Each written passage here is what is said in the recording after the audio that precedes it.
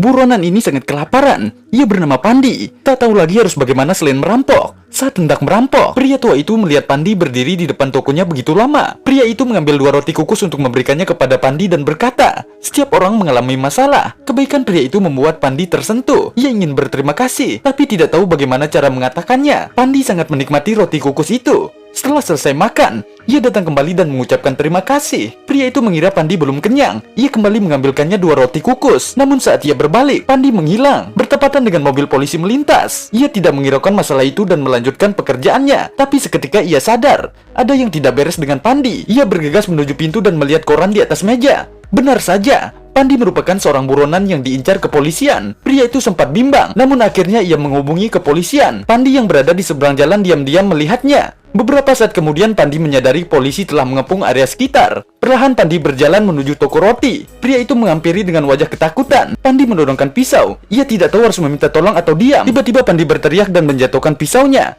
Polisi menangkapnya. Sebelum dimasukkan ke dalam penjara, Pandi memohon agar diberikan waktu berbicara kepada pria itu. Pandi mengatakan apa yang sebenarnya terjadi.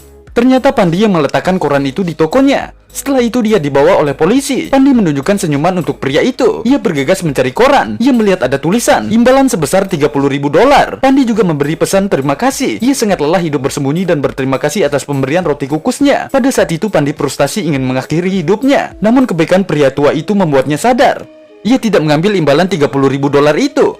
Ia meminta seseorang memberikan uang itu untuk Pandi. 4 tahun kemudian Pandi berperilaku baik dalam penjara. Ia dibebaskan lebih awal dari masa hukuman sebenarnya. Tapi saat ia datang ke toko roti itu, pria itu sudah meninggal. Ia sangat sedih melihat toko itu disewakan. Pandi meneruskan usaha roti kukus milik pria tua itu. Ia ingin mengikuti langkah dan kebaikan tanpa memandang kasta seseorang.